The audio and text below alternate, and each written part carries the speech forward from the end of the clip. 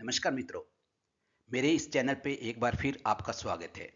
हम sleep disorder series शुरू कर चुके हैं, जिसमें कई टॉपिक हम कवर कर चुके हैं, जिसके ऊपर बहुत अच्छे अच्छे वीडियो हम बना चुके हैं। तो आज का जो टॉपिक है दोस्तों, वो है हाइपरसोमनिया। जी हाँ दोस्तों, सबसे पहले दोस्तों इसकी डेफिनेशन क्या है।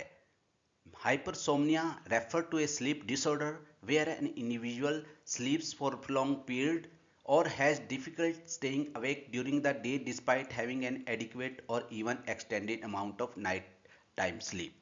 दोस्तों इसमें होता क्या है कि एक बंदा बहुत ज़्यादा नींद लेता है, 9 9 10 10 घंटे सोता ही रहता है, लेकिन इसके बावजूद भी दिन के अंदर उसे फिर नींद की आवश्यकता पड़ती है, उसे बहुत ज़्यादा नींद आती है। तो इसलिए इसको हम कहते हैं हाइपरसोमनिया। और इसी के अपोजिट जो होता है इनसोमनिया, जिसमें नींद आती ही नहीं है।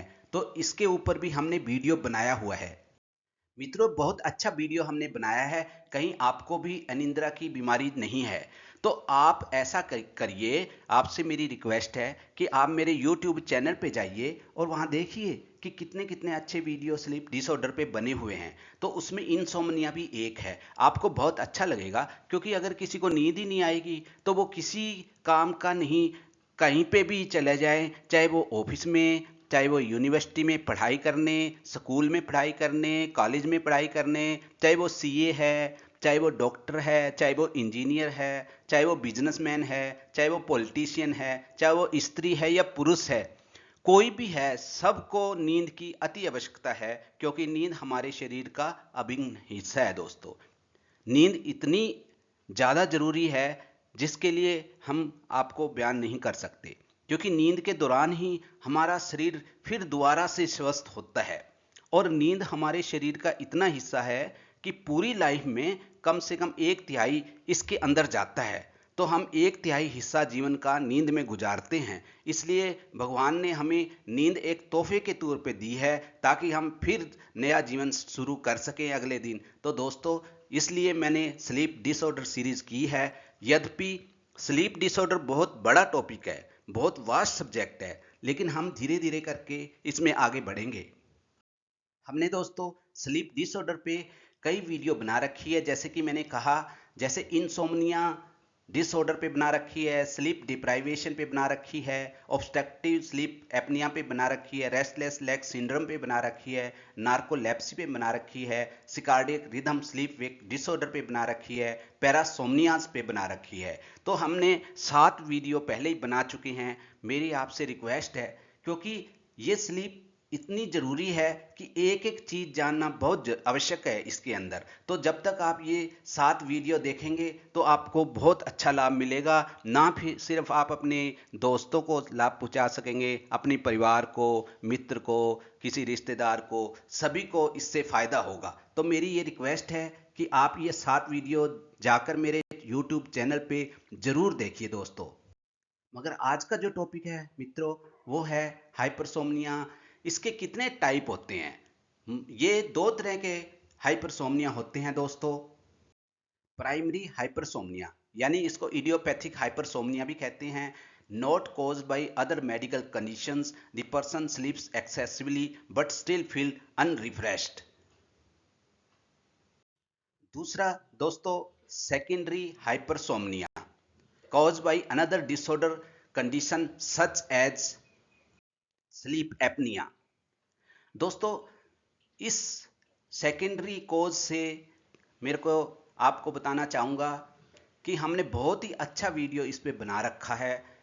ऑब्स्ट्रक्टिव स्लीप एपनिया, नींद में खराटे क्यों होता है, क्या है इलाज, डॉक्टर से जाने। हमने इस पे विस्तृत चर्चा की है। मेरी एक रिक्वेस्ट है कि आप मेरे YouTube चैनल पे जाकर इसे ज़रूर देखें, क्योंकि मैंने बहुत ही साधारण भाषा में इसको बनाया है, ताकि आप लाभान्वित हो सकें, अपने आप को लाभान्वित कर सकें, अपने रिश्तेदारों को फ़ायदा पहुंचा सकें, अपने समाज को फ़ायदा पहुंचा सकें, अपने रिश्तेदारों के अलावा और दोस्तों मित्रों को इससे फ़ायदा पहुंचा सकें। क्योंकि खराटे की बीमारी बहुत से लोगों को होती है दोस्तों। उसके बाद इसका कॉज आता है डिप्रेशन, सेकेंडरी कॉज डिप्रेशन। जी हाँ दोस्तों, depression, anxiety, psychotic disease, neurotic disease, ये सब मेंटल हेल्थ यानी कि साइकेट्री का हिस्सा है। इस डिप्रेशन के टॉपिक पे हम बहुत जल्दी वीडियो बनाएंगे जब डिप्रेशन की सीरीज हम स्टार्ट करेंगे। लेकिन आज इतना ही कहना चाहूँगा कि ये डिप्रेशन इसका एक कारण होता है, सेकेंडरी कारण। दोस्तों, अगला जो कारण होता है नार्कोलेप्सी। जी हाँ दोस्तों, इस पे भी हमने बहुत ही अच्छी वीडियो बनाई हुई है, बहुत साधारण भाषा में समझाया हुआ है। मेरी आपसे पुनः प्रार्थना है कि नार्कोलेप्सी पे जो हमने वीडियो बनाई है वो जरूर देखें। ये कई कई आपकी गुत्थियां, आपके सवालों का उत्तर दे देगी दोस्तों। दोस्तों, उसके बाद हेड इंजरी इसका सेकेंडरी कारण है हाइपरसोमनिया का, क्योंकि किसी को भी हेड इंजरी हो जाए एक्सीडेंट में या किसी भी वजह से, तो उसको भी हाइपरसोमनिया की डिजीज हो सकती है, डिसऑर्डर हो सकता है दोस्तों। तो इसलिए हम कहते हैं कि हेड इंजरी में भी इसका ध्यान रखना चाहिए। उसके बाद दोस्तों सेकेंडरी काज में आता है ड्रग एंड अल्कोहल यूज। दोस्तों, जो लोग नशा पत्ता करते हैं, नशे नशे की गोलियां लेते हैं, इंजेक्शन लेते हैं या अन्य प्रकार के नशे लेते हैं, उन्हें भी हाइपरसोमनिया हो जाता है। और इसी तरह से जो अल्कोहल का नशा करते हैं उनको भी ये डिजीज, ये डिसऑर्डर हो जाता है दोस्तों। फिर दोस्तों हम इसके कॉमन सिम्टम्स देखते हैं, इसमें आखिर होता क्या है, क्या क्या लक्षण होते हैं इसके। तो ये हम हाइपरसोमनिया में देखते हैं कि आखिर इसके सिम्टम्स क्या क्या हैं, किस किस तरह से ये अपने आप को प्रेजेंट करता है, मैनिफेस्ट करता है। जैसे कि दोस्तों, feeling sleepy all day long, सारा सारा दिन व्यक्ति को ऐसा लगेगा कि उसे नींद आ रही है, बस उसे सोना है, इसलिए उसको फीलिंग स्लीपी ऑल डे महसूस होगा दोस्तों। हाइपरसोमनिया में अगले सिम्टम है दोस्तों स्लीपिंग लॉन्गर देन यूजुअल, यानी कि 9 से 12 घंटे पर नाइट या 10-12 घंटे यूजुअली रेगुलरली वो बहुत ज़्यादा सोता है। तो ये इसकी सिम्टम है दोस्तों। दोस्तों, हाइपरसोमनिया का एक और कॉमन सिम्टम है जिसमें difficult walking up in the morning, यानी कि ऐसा लगेगा कि जैसे नशा सा किया हुआ हो, स्लीप ड्रंकननेस भी कहते हैं। तो बंदा, व्यक्ति इस केस में जल्दी उठ नहीं पाता, उसको बहुत ज़्यादा दिक्कत महसूस होती है। दोस्तों, अगला जो सिम्टम है वो lack of energy and motivation, यानी कि सारा सारा दिन हमें ऐसे लगेगा जैसे हमारे अंदर कोई ऊर्जा ही नहीं है, कोई मोटिवेशन ही नहीं है, काम करने की इच्छा ही नहीं होती। अगर किसी काम को करें तो बहुत जल्दी थक जाते हैं, तो हमारे अंदर ऊर्जा की बहुत भारी कमी महसूस होती है। उसके बाद दोस्तों इसमें क्या होता है कि डिफिकल्टी कंसंट्रेटिंग और रिमेंबरिंग थिंग, चीज़ों को याद करने में, चीज़ों में मन नहीं लगता, कंसंट्रेट करके काम नहीं कर सकता। ना किसी चीज़ को अगर पढ़ा है तो याद कर सकता है, कोई काम अभी किया है तो उसको रिमेंबर कर सकता है। तो इसमें डिफिकल्टी कंसंट्रेशन की और रिमेम्बरेंस की दोनों ही आती है दोस्तों। दोस्तों, जब नींद डिस्टर्ब या नींद का डिसऑर्डर होता है तो इरिटेबली और मूड चेंजेस भी होते हैं। तो इसका ये कॉमन सिम्टम है। अगर नींद की वजह से वो परेशान है तो वो कामकाज में भी परेशान है, लोगों से लड़ाई झगड़ा भी कर सकता है, इरिटेबिलिटी होती है उसको, हर काम में इरिटेबिलिटी होती है, वो इरिटेट रहता है, कोई बात करने का मन नहीं करता, कोई उससे बात कर ले तो उसको जल्दी गुस्सा आ जाता है। तो इस तरह से ये इरिटेबिलिटी और मूड चेंजेस इसका मुख्य कॉमन सिम्टम है दोस्तों। दोस्तों, हमने इसके कॉज के बारे में जानने जा रहे हैं, लेकिन मैं एक बात आपको बताना चाहता हूं।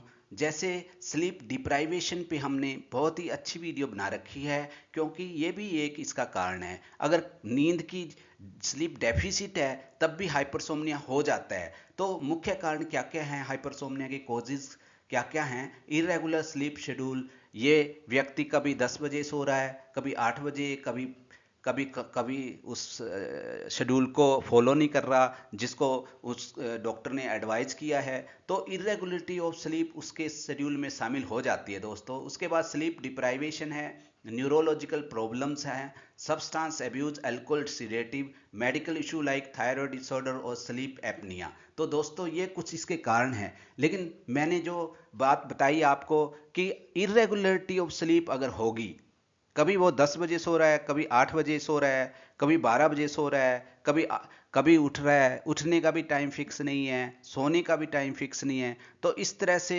चीज़ें गड़बड़ा जाती है और उसको हाइपरसोमनिया का कारण बन जाती है। उसके बाद दोस्तों इसकी हम डायग्नोसिस की बात करते हैं कैसे डायग्नोसिस बनता है? एक मशीन होती है पॉलीसोमनोग्राफी, जिसको स्लीप स्टडी कहते हैं। वो मसल्स की, स्लीप की, वेव्स की, सभी तरह की एक्टिविटी को नोट करती है। Doctor usually perform sleep diary and Epworth sleeping scale. तो इसमें स्केल में क्या होता है दोस्तों, मैं मोटी सी बात बता दूं, जैसे कि उसको ये पूछा जाता है कि तेरे को ये दिक्कत कब, कौन से टाइम में होती है, पूरे दिन में अपनी बातें बता। तो जैसे कि वो मान लो अपनी गाड़ी से जा रहा है तो गाड़ी में ज़्यादा होती है, या कहीं पब्लिक प्लेसेस पे ज़्यादा होती है, रेलवे स्टेशन पे या एयरपोर्ट पे या बस स्टैंड पे, या फिर वो कहीं आगे जाता है जैसे ट्रेन में होती है, या किसी से बातचीत करते वक्त तो ज़्यादा होती है, या फिर ऑफिस में ज़्यादा होती है। तो इस तरह एक स्लीपीनेस स्केल बनाई जाती है दोस्तों। फिर उसके बाद मल्टीपल स्लीप लेटेस्टी टेस्ट करते हैं इसके अंदर, ताकि इसका डायग्नोसिस बना सकें कि हाइपरसोमनिया है या नहीं। दोस्तों मैं हर अपने वीडियो में बोलता हूं कि आपको किसी भी तरह की दिक्कत है, चाहे फिजिकल है, चाहे मेंटल है, चाहे शारीरिक है, चाहे मानसिक है, तो आपको उसको इग्नोर नहीं करना है। अपने एक्सपर्ट डॉक्टर से सलाह जरूर लेनी है, क्योंकि वही बता पाएंगे कि आखिर आपको है क्या, इस दिक्कत की वजह क्या है, इसकी ट्रीटमेंट क्या है। लेकिन जहां तक हम आज के टॉपिक की बात करते हैं, तो हाइपरसोमनिया में लाइफस्टाइल चेंजेस करके देखते हैं दोस्तों। जैसे कि मैंने पहले ही बताया कि बंदा कभी 8 बजे सो रहा है, कभी 10 बजे सो रहा है, तो उसकी स्लीप का जो शेड्यूल है उसको रेगुलर करते हैं। फिर कुछ उसको एक्सरसाइज बताई जाती है। फिर अवॉइडिंग को कैफीन अल्कोहल बिफोर बेड, यानी बीड़ी सिगरेट शराब या हैवी मील सोने से पहले नहीं लिया जाता। इसी तरह से मैंने दोस्तों स्लीप हाइजीन के ऊपर बहुत अच्छी वीडियो बना रखी है, अगर आप वो देखेंगे तो आपके सारे डाउट्स क्लियर हो जाएंगे। उसके बाद हाइपरसोमनिया मेडिकेशन देते हैं। फिर ट्रीटमेंट ऑफ अंडरलाइंग कंडीशन, जैसे अंडरलाइंग कंडीशन मैंने आपको पहले बताया, डिप्रेशन है, थायराइड डिजीज है, या स्लीप एपनिया है। तो जो सेकेंडरी जो काजिज है, अंडरलाइंग काजिज है, उसको हम ठीक करते हैं। तो दोस्तों आज का टॉपिक यही समाप्त हुआ। और मैं हमेशा कहता हूँ, नींद बहुत ज़रूरी है लाइफ में। नींद हमारे शरीर का अभिन्न हिस्सा है। यदि किसी भी क्षेत्र में हम काम करें, चाहे कॉलेज में करें, चाहे इंडस्ट्रीज में करें, चाहे ऑफिस में करें, चाहे घर पे करें, हमें नींद की आवश्यकता हर कंडीशन पे है। इसलिए नींद अगर अच्छी आएगी तो हम कंसंट्रेशन से काम कर सकेंगे, अटेंशन से काम कर सकेंगे, हमारी एफिशिएंसी बढ़ेगी, हम अच्छा काम करके दिखा सकते हैं। लेकिन अगर नींद नहीं आएगी, तो नींद डिस्टर्ब्ड है, तो हम कुछ नहीं कर पाएंगे। इसीलिए मैंने एक स्लोगन दिया है दोस्तों, सोने की आदत बदलो, जिंदगी बदल जाएगी। और स्लीप हाइजीन पे मैंने बहुत अच्छा वीडियो बनाया हुआ है, आप इसे जरूर देखें। तो आज का टॉपिक यहीं समाप्त हुआ। Thank you very much.